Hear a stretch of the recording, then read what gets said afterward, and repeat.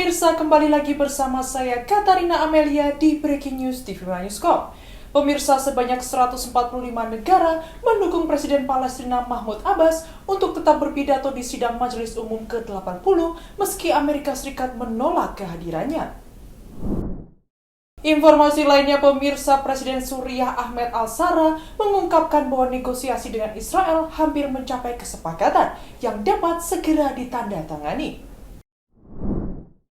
Keputusan Presiden Emmanuel Macron untuk mengakui negara Palestina memicu perdebatan sengit di Prancis yang kini berada di tengah ketegangan politik dan sosial terkait konflik Gaza.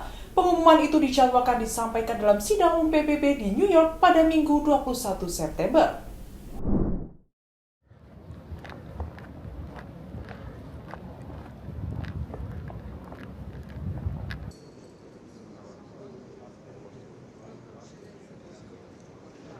Presiden Prancis Emmanuel Macron dijadwalkan menghadiri sidang umum Perserikatan Bangsa-Bangsa atau PBB di New York pada Minggu 21 September.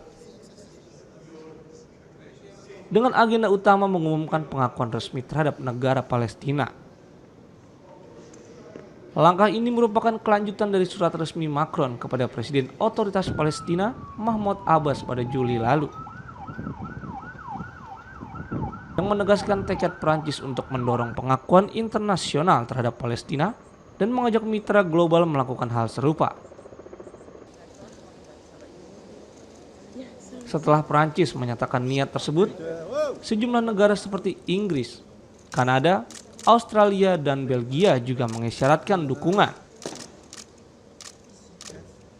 Namun, Inggris menyatakan kemungkinan menunda pengakuan jika Israel menunjukkan komitmen untuk meredakan krisis kemanusiaan di Gaza dan memulai proses perdamaian jangka panjang. Langkah Prancis ini dianggap sebagai upaya menekan Israel agar menghentikan agresi militer dan pembangunan pemukiman ilegal di wilayah pendudukan. Di dalam negeri, keputusan ini memicu perdebatan tajam. Prancis yang memiliki komunitas Yahudi dan Muslim terbesar di Eropa kini menghadapi lonjakan kasus kejahatan kebencian, terutama antisemitisme. Ketua Dewan Perwakilan Lembaga Yahudi Prancis, Jonathan Arfi, memperingatkan bahwa pengakuan tersebut dapat memperburuk situasi dan menganggap langkah itu terlalu dini. Apalagi sebelum Hamas dilenyapkan dan semua sandera Israel dibebaskan. Pemerintah Prancis sendiri telah meningkatkan keamanan di sinagoga dan pusat komunitas Yahudi di tengah meningkatnya ketegangan. Sementara itu, aktivis HAM yang telah menggelar aksi sejak awal agresi Israel ke Gaza 2 tahun lalu menyambut baik rencana pengakuan ini.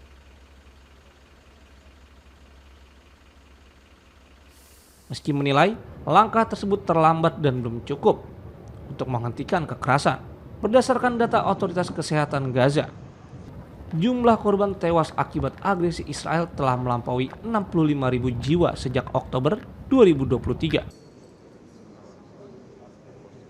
Di sisi lain, Israel melaporkan 1.200 korban dalam serangan Hamas dan 251 sandera. Kelompok HAM di Prancis juga mendesak pemerintah agar tidak hanya berhenti pada pengakuan simbolis, tetapi turut menekan Israel untuk menghentikan perluasan pemukiman di tepi barat. Mesir dilaporkan telah mengerahkan sistem pertahanan udara HQ-9B buatan Tiongkok di Semenanjung Sinai. Langkah ini dipandang sebagai sinyal tegas kepada Israel di tengah meningkatnya ketegangan akibat perang Gaza dan kekhawatiran Kairo akan dampak keamanan di perbatasan.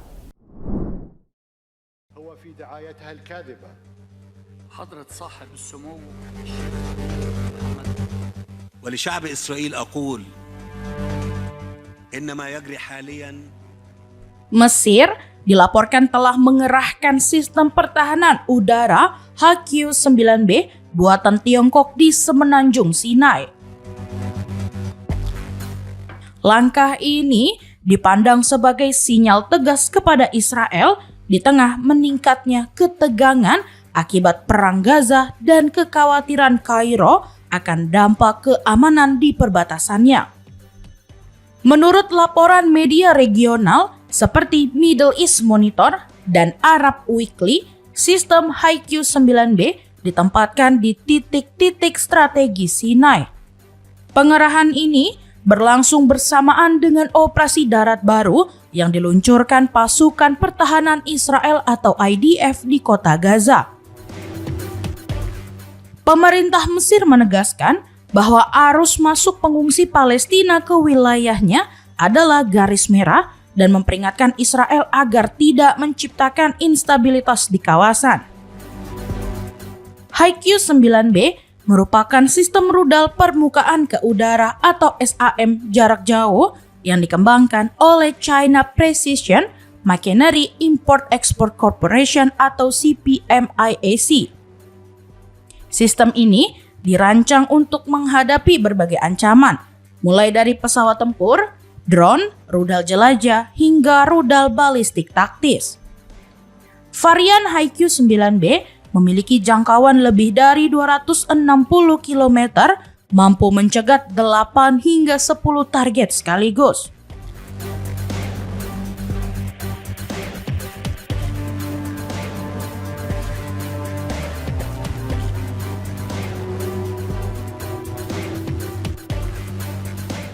Dan dilengkapi pencari ganda yang meningkatkan akurasi, termasuk terhadap sasaran dengan sistem peperangan elektronik canggih.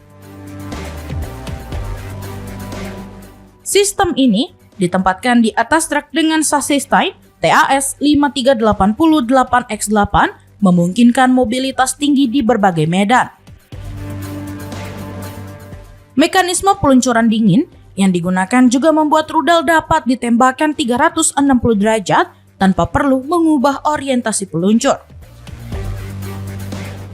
Satu baterai HiQ-9B umumnya mencangkup puluhan kendaraan peluncur, radar, kendaraan kendali, dan unit pendukung lainnya.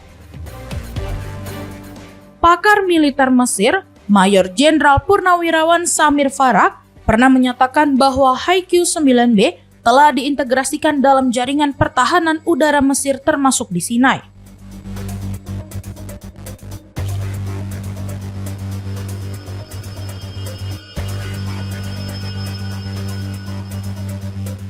Senjata ini juga dipamerkan dalam latihan udara gabungan Eagle of Civilization 2025 bersama Tiongkok. Media Tiongkok bahkan mengklaim HiQ-9B sebanding dengan sistem pertahanan Patriot milik Amerika Serikat maupun S-400 Rusia. Karena menekankan mobilitas, daya jangkau luas, serta kemampuan melawan serangan multi-target, dengan pengerahan ini, Mesir mengirimkan pesan kuat kepada Israel bahwa setiap pelanggaran wilayahnya akan dihadapi dengan kemampuan pertahanan udara berteknologi tinggi. Langkah Kairo juga mencerminkan meningkatnya ketidakamanan negara-negara kawasan yang khawatir dengan eskalasi konflik dan dukungan penuh Washington terhadap operasi militer Israel.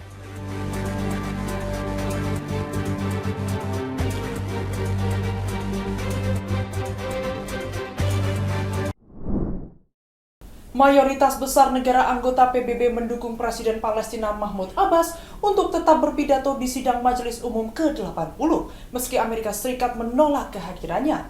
Dalam pemungutan suara, sebanyak 145 negara mendukung resolusi yang memungkinkan Abbas menyampaikan pidato secara virtual.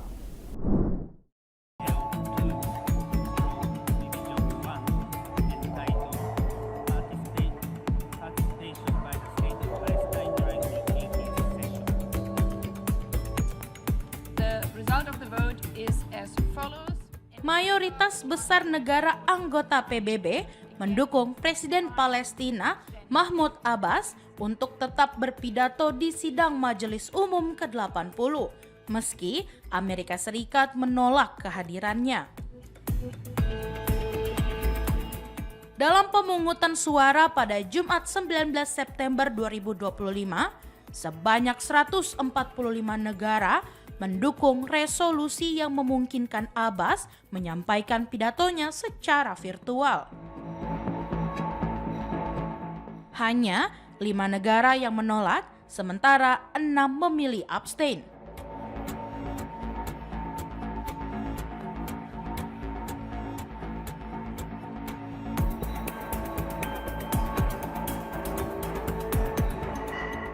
Dukungan telak itu menegaskan simpati internasional terhadap isu Palestina, sekaligus memperlihatkan posisi Amerika Serikat yang semakin terisolasi di panggung PBB.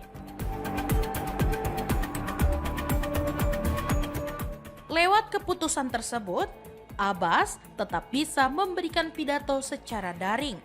Ia juga dijadwalkan hadir dalam pertemuan puncak solusi dua negara yang digelar Prancis dan Arab Saudi pada 22 September mendatang.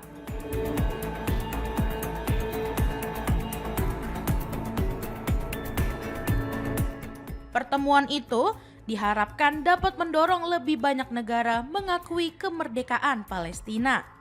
Sebelumnya, Washington menolak memberikan visa kepada Abbas dan sejumlah pejabat Palestina dengan alasan otoritas Palestina serta PLO dianggap tidak mematuhi komitmen perjanjian Oslo.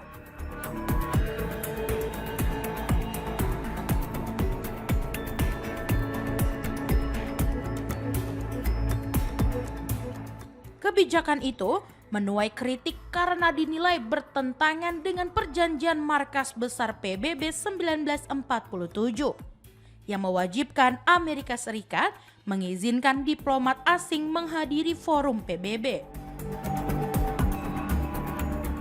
Langkah Amerika Serikat tersebut memicu kecaman, termasuk dari sekutunya seperti Prancis dan Australia, yang menilai Washington menggunakan kebijakan domestik untuk membatasi representasi Palestina di kancah internasional.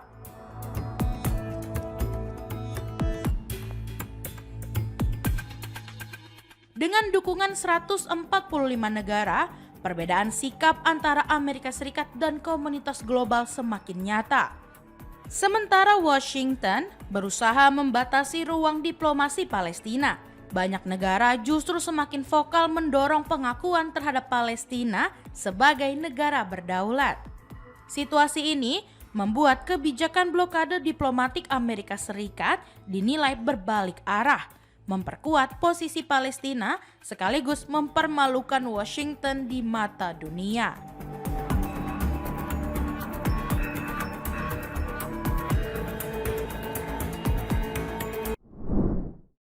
Arab Saudi kini secara resmi berada di bawah payung perlindungan nuklir Pakistan setelah kedua negara menandatangani Fakta Pertahanan Strategis pada Rabu 17 September.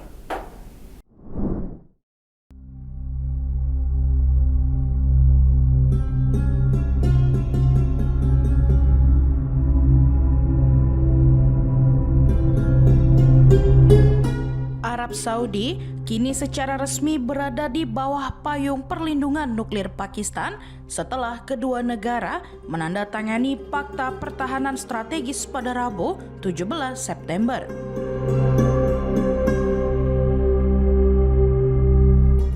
Menteri Pertahanan Pakistan, Khawaja Asif, menyampaikan bahwa seluruh kemampuan militer negaranya, termasuk kekuatan nuklir,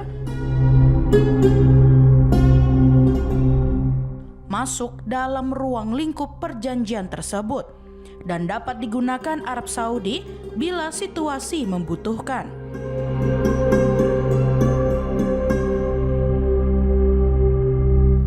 Ia menegaskan Pakistan tetap memegang prinsip sebagai negara pemilik senjata nuklir yang bertanggung jawab dan sikap itu tidak akan berubah.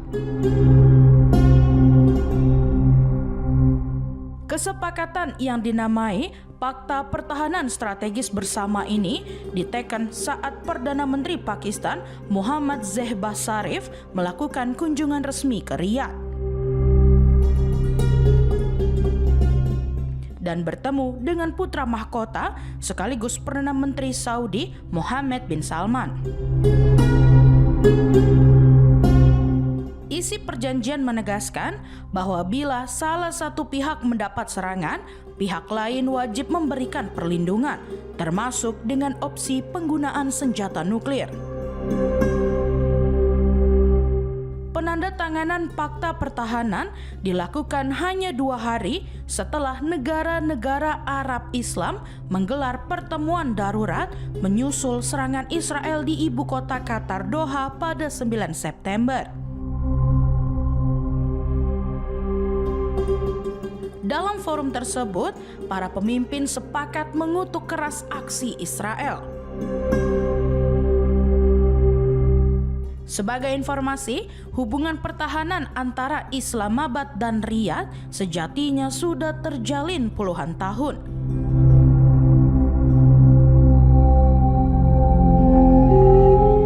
Sejak 1967, lebih dari 8.200 personel militer Saudi telah mengikuti pelatihan di Pakistan.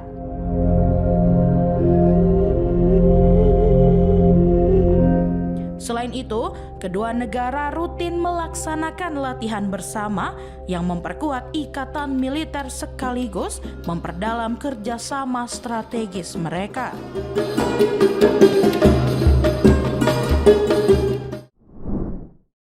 Presiden Suriah Ahmed Al-Shara mengungkapkan bahwa negosiasi dengan Israel hampir mencapai kesepakatan yang dapat segera ditandatangani.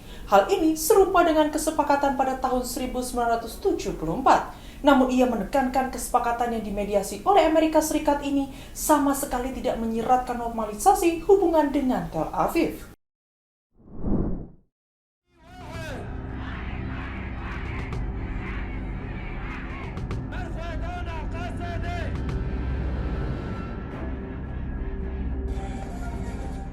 Presiden Suriah Ahmed Al-Shara mengungkapkan bahwa negosiasi dengan Israel hampir mencapai kesepakatan yang dapat segera ditandatangani. Hal ini serupa dengan kesepakatan pada tahun 1974. Namun ia menekankan kesepakatan yang dimediasi oleh Amerika Serikat ini sama sekali tidak menyiratkan normalisasi hubungan dengan Tel Aviv. Dilansir Al-Arabiya, dalam pernyataannya kepada harian Turki Milliyet, Al-Shara mengatakan, Suriah mengetahui cara berperang tetapi tidak lagi menginginkan perang. Pemimpin Suriah itu menyebut kerusuhan baru-baru ini di Suwaida merupakan jebakan yang sengaja dimainkan di saat perundingan dengan Israel hampir selesai. Al-Shara mengatakan bahwa serangan Israel terhadap istana Presiden dan Kementerian Pertahanan Suriah belum lama ini merupakan deklarasi perang. Namun pada saat yang sama ia menekankan, mencapai kesepakatan keamanan dengan Israel tidak dapat dihindari.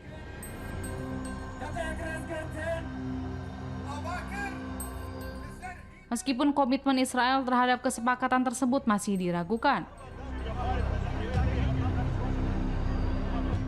Al-Shara juga menekankan bahwa keikutsertaannya yang diharapkan dalam pertemuan Majelis Umum Perserikatan Bangsa-Bangsa atau PBB mendatang merupakan preseden bersejarah. Pasalnya, ini akan menjadi pertama kalinya dalam 60 tahun seorang presiden Suriah berpartisipasi dalam sesi internasional tersebut.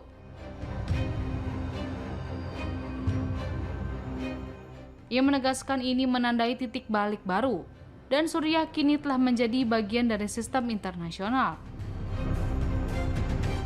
Suriah juga bukan lagi negara yang dikenal sebagai pengekspor narkoba, pengungsi, atau terorisme.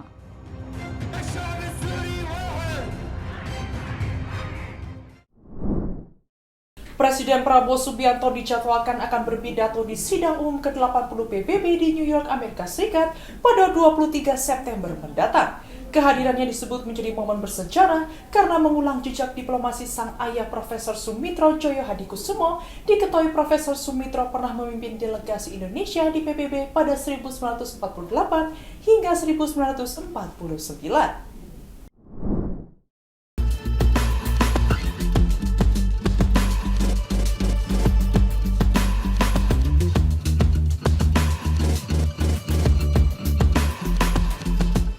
Presiden Prabowo Subianto dijadwalkan akan berpidato di sidang umum ke-80 PBB di New York, Amerika Serikat pada 23 September mendatang.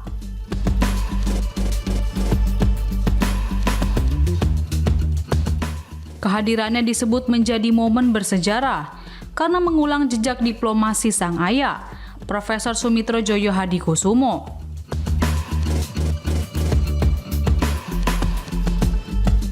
Diketahui, Profesor Sumitro pernah memimpin delegasi Indonesia di PBB pada tahun 1948 hingga 1949.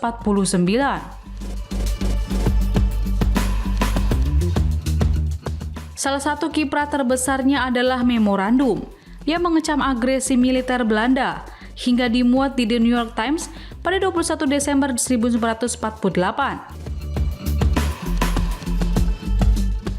Selain itu, Profesor Sumitro juga aktif menggalang dukungan negara-negara Asia, yang akhirnya berujung pada pengakuan kedaulatan Indonesia lewat konferensi Meja Bundar tahun 1949.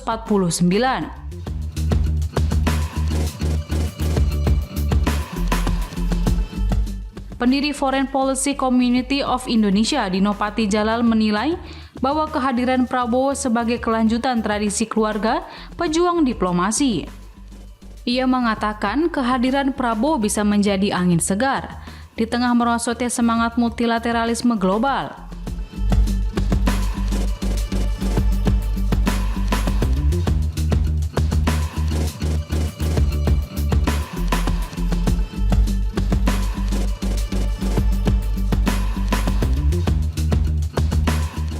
Diketahui, Prabowo dijadwalkan berbicara di urutan ketiga setelah Presiden Brazil Luiz Inácio Lula da Silva dan Presiden Amerika Serikat Donald Trump.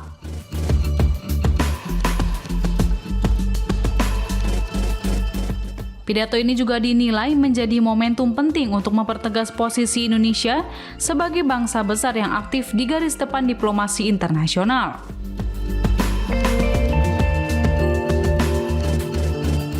Sebagai informasi, Presiden Prabowo Subianto bertolak menuju New York, Amerika Serikat, usai mengunjungi Pavilion Indonesia Expo 2025 di Osaka, Jepang. Prabowo diagendakan menyampaikan pidato perdananya di Sidang Umum Perserikatan Bangsa-Bangsa atau PBB. Selain agenda utama tersebut, kepala negara itu juga dijadwalkan melakukan sejumlah pertemuan bilateral dan multilateral bersama jajaran menterinya. Usai menyelesaikan agenda di New York, rombongan akan melanjutkan perjalanan ke Ottawa, Kanada, untuk melakukan kunjungan resmi sekaligus menyaksikan penandatanganan Indonesia and Canada Comprehensive Economic Partnership Agreement.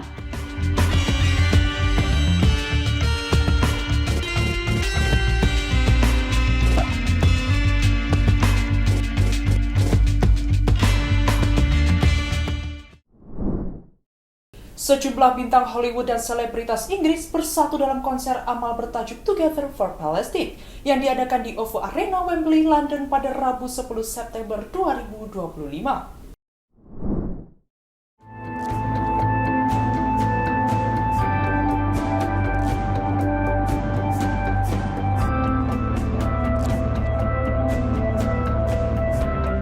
Sejumlah bintang Hollywood dan selebritas Inggris bersatu dalam konser amal bertajuk Together for Palestine yang diadakan di OVO Arena Wembley, London, Rabu 10 September 2025. Acara yang diinisiasi oleh musisi legendaris Brian Eno dan dukung seniman Palestina Malak Matar.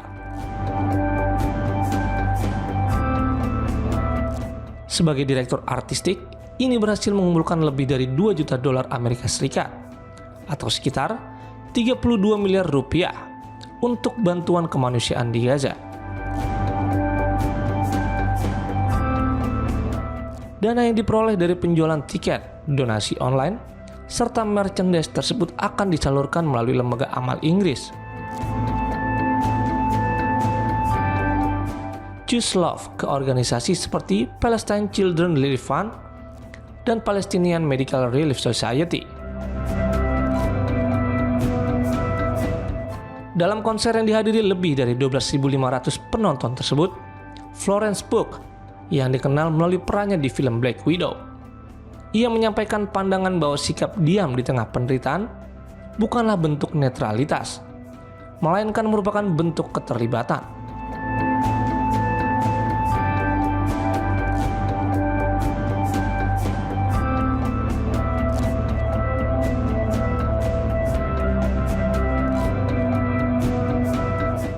Sementara itu, aktor Benedict Cumberbatch yang dikenal sebagai Dr. Strange, ia membacakan puisi karya penyair Palestina, Mahmoud Darwish, berjudul On This Land There Are Reasons to Live, bersama penulis naskah Amerah Lehel, menambah kedalaman pesan solidaritas acara tersebut.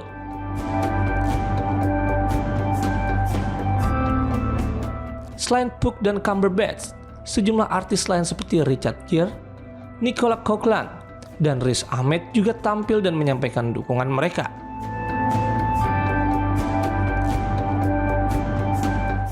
Pesan solidaritas turut datang dari berbagai tokoh publik, termasuk Louis Theroux, Leigh Anne, Karitra Khandran, Mehdi Hasan, dan Pink Panthers, yang menekankan pentingnya terus mengangkat suara untuk rakyat Palestina.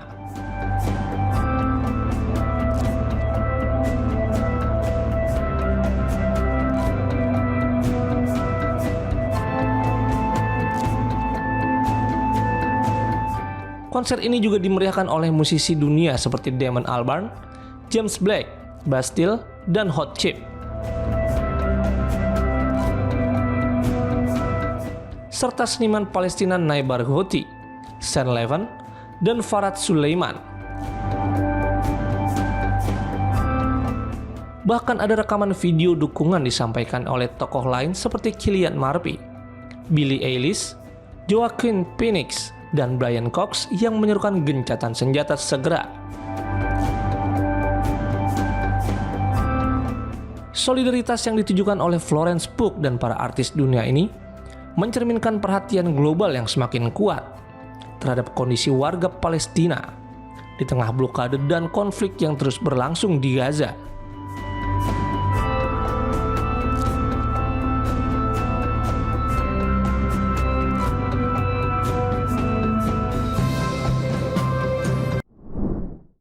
Amerika Serikat tetap melanjutkan penjualan persenjataan senilai hampir 6 miliar dolar Amerika Serikat atau sekitar 100 triliun rupiah ke Israel meski gelombang kecaman internasional terus menguat atas serangan brutal di Gaza.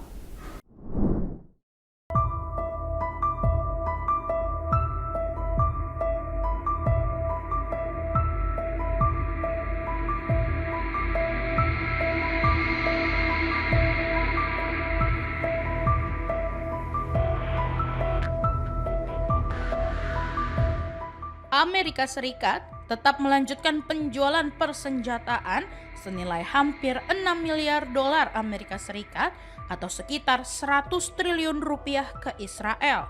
Meski gelombang kecaman internasional terus menguat atas serangan brutal di Gaza. Laporan The Wall Street Journal menyebut paket penjualan itu mencangkup 30 helikopter serang AH-64 Apache senilai 3,8 miliar dolar Amerika Serikat dan 3.250 kendaraan inventari lapis baja dengan nilai 1,9 miliar dolar Amerika Serikat. Pengiriman senjata diperkirakan berlangsung dalam 2 hingga 3 tahun ke depan.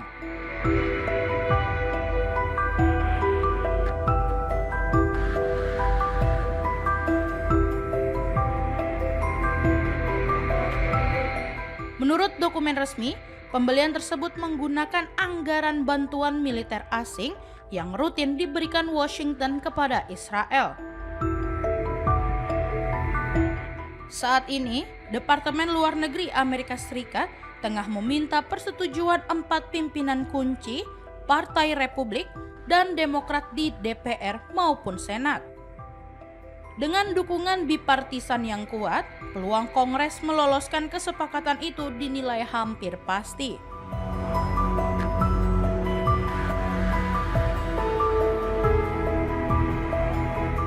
Proposal penjualan ini pertama kali masuk ke Kongres sebulan lalu, sebelum Israel melancarkan serangan udara di Doha pada 9 September yang menewaskan sejumlah pemimpin Hamas.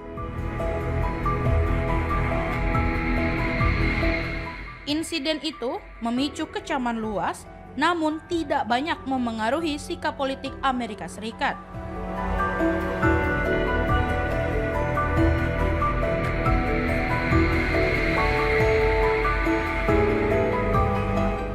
Di sisi lain, Presiden Donald Trump sempat mengungkapkan kekecewaan terhadap langkah militer Perdana Menteri Israel Benjamin Netanyahu. Meski begitu, pemerintahannya tetap menegaskan komitmen memperkuat kekuatan tempur Israel lewat suplai alutsista canggih.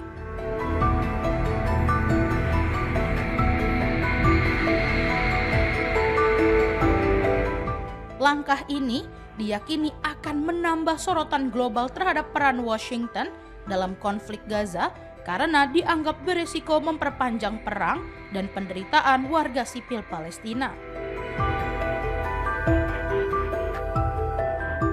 Bagi industri pertahanan Amerika Serikat, kontrak senilai 100 triliun rupiah ini menjadi keuntungan besar bagi perusahaan senjata yang selama ini menjadi pasok utama Israel.